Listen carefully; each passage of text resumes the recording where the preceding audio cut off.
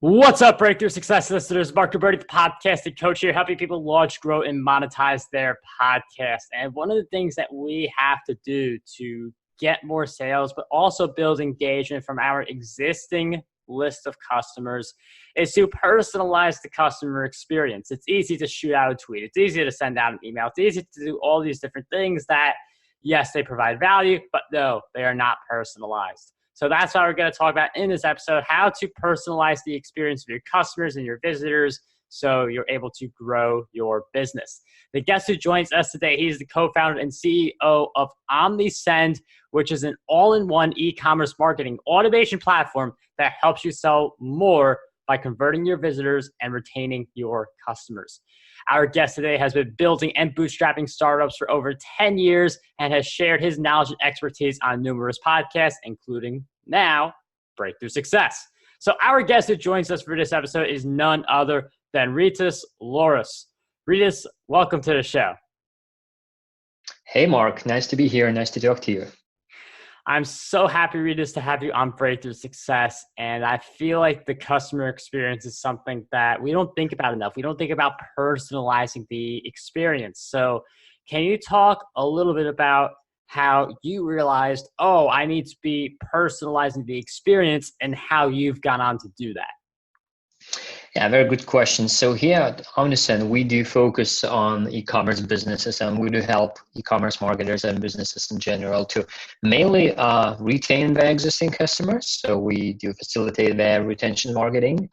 And once launching our product, we saw that, those who do sell online and those who do have online transactions, we have so much data about their customers' behavior and their needs. So it's both based on on-site behavior and historical back-end data. When did someone purchase something? When did you see for the last time? What kind of product did the one browse on your website and your online store, etc.? And this really enables you to provide much more personalized experience. And now at Omnisend, we have our mission of a company to make marketing relevant again. It used to be relevant back in the days when small grocery stores somewhere in small towns and villages, the marketing was really, really personal, that you knew every one of your customer and you really had a personal chat. You can introduce what kind of new products do you have, what's happening around, etc. Then it was an age of spray and pray marketing, like TV ads and billboards, where actually you cannot target and you cannot personalize messages which your potential customers or existing customers do receive. So now it's really turning back to those small personalized experience, and we are facilitating that kind of initially analyzing a lot of behavioral data and then enabling marketers to really broadcast the right messages to the right person through the right channel, which is very important as well. Just, picking the right channel. It can be email, it can be text message, it can be other messengers. It's very important to allow your customers to choose the channel, the most preferred channel. And it's interesting how you say, if someone doesn't buy something, you engage with them as if they haven't bought that item, because one of the things that you see often is a basic sequence of emails that is really just not personalized. If you bought this product, you're still getting pitches about the product that you bought already, which is a big mistake. What you want to do instead is be selling the next thing at that stage, or telling people hey, you haven't bought this product yet. This is something you might be interested in. So it is good to be able to personalize that relationship for someone who is just beginning with this, because it does seem like it takes a lot of time. Because I know if you create a product, you want to have a sequence for people who didn't buy. You want to have a sequence for people who bought. And then the next thing you want to lead them to is maybe a coaching or something like that, depending on what your business is. And then again, you have a sequence for people who buy, people who don't buy. So this could very quickly become a whole chain of emails. So for someone who literally is starting from product number one, what's the first communication you start with, and then building up to more personalized, more nuanced? Yeah, so the very beginning I would recommend is really abundant cart reminder. it's kind of sounds really trivial, but there are still a lot of online businesses in the market which does not utilize this super highly effective sequence. So just reminding someone that the one did not complete the purchase, and like sending like emails, sending Facebook Messenger messages, sending SMS messages to remind and maybe to incentivize per person to buy, like giving some kind of discount or free delivery services. So I would recommend to start with that basic, then followed by browse abandonment. So if you already know about your like customer a little bit, you have a contact data, you can track, like Omnisend or other tools can help you to track what the customer is specifically looking on your online store, on your website. That's how you identify their interest, and that's how you can run specific campaigns with like specific products to being promoted there. So it's kind of before the purchase, very beginning, and after the purchase. So really kind of upsell or cross-sell campaigns, they're highly effective, because up to 2 weeks after purchase, if the customer is happy about the experience you have provided, I mean, the product itself and the online purchasing experience, so they're kind of really are your advocates and quite active advocates. So this is a great opportunity in like 2 weeks window to either upsell or to cross-sell other products to your existing customers. So again, like sending sequences through different channels, and what do you have mentioned, right? Stop promoting the same product which has already been purchased, and to see what is complementary with the product, and include in the messages those products which are either complementary, or maybe you can encourage them to upgrade. They have bought something more basic, and maybe they can immediately upgrade if it's, let's say, if it's a digital product, not a physical one. And it is interesting. I mean, Rytis brings a really great point up. Like, you don't always do the upsell right away. For some people, they do the upsell right away. Like in my experience, I do an order bump and things like that. But if you're just starting and you only have one product, you don't want to have to create 10 different products before you could feel like you can actually start creating funnels. So this idea of like 2 weeks in between someone buying the product and someone doing the next upsell with you, one thing you can do is just create the whole sequence for that first product you have. And then when you get your first sale, that's when you start thinking about, what do I want to sell 2 weeks later if you don't have that in place yet. And you could even do something like a seed launch if it is a training course. So you don't create any of the content. You wait for someone to buy first. So you can, like, minimum viable products, just testing out the idea. So it is really interesting how Rytis mentions that, hey, you could wait 2 weeks to do the upsell and continue providing people with free content along the way.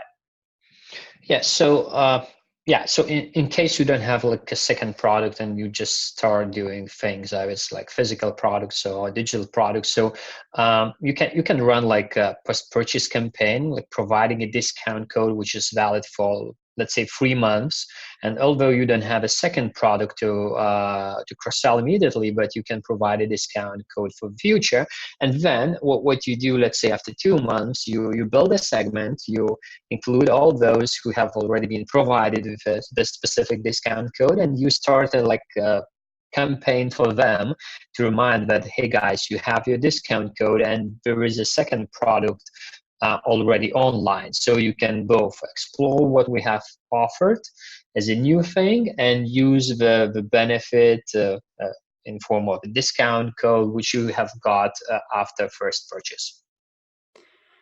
Yeah, that discount code is a really great strategy, because people will copy that thing. They'll put it in like a note or something, hold on to it, and then when you come out with your thing, they'll be ready with their discount code.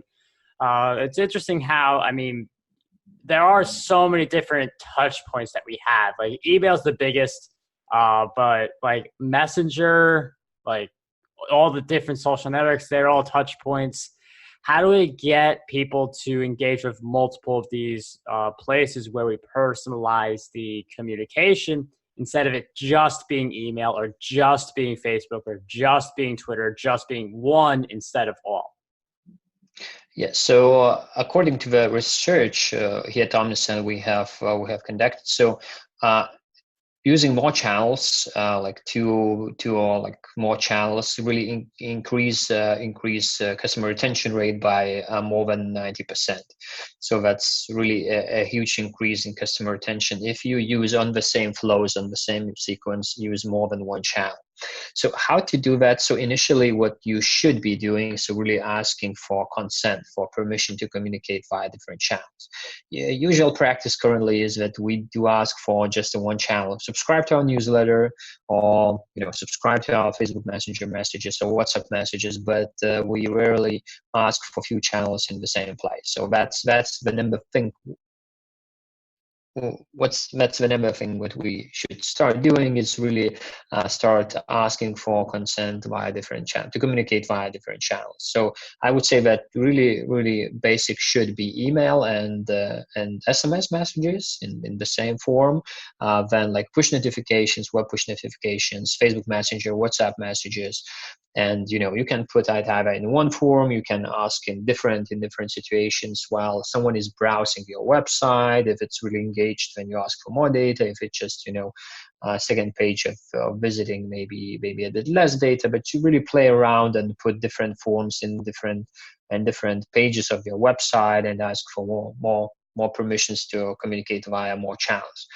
And of course, not all the people will give you a permission to communicate via 3 or 4 channels, but getting at least 2 will double your customer retention. So that's already a great achievement for you. And I do like this focus on the email list because I still feel like that's it's the most engaged place that people are ready to give you. Like, I feel like people are ready to give you their email address. They feel like they're going to get some kind of value out of it. But I feel like people are not as ready to hand over their mobile number right away. But if they are receiving enough emails from you and then you say, like, text this number, then you're more likely to get people who actually text that number. So email, Yes. I feel like, is something that people are more ready to hand out than SMS. And then you get the SMS by building the relationship. Yeah, that's correct. You're right. So I would emphasize 2 things here. One is really building a segmented, again, personalizing message for your loyal customers or your loyal visitors. It's one of the way to ask for permission to give the mobile number, as those people are already kind of advocates of your brand. They are loyal to you, so they are more willing to give you permission to communicate via SMS. It's a first thing. A second thing is nowadays really SMS is living its renaissance because because you can unsubscribe from SMS as easily as from email. Previously, you cannot stop this marketing channel anyhow, just or maybe replying with stop letters, etc. Now, all the modern products which provide you SMS marketing capabilities, they do include a link with unsubscribe link. A very short one. So for the end customer who receives SMS marketing, it's very easy to opt out. So if your phone is not that intrusive as it used to be in the past, it's one thing.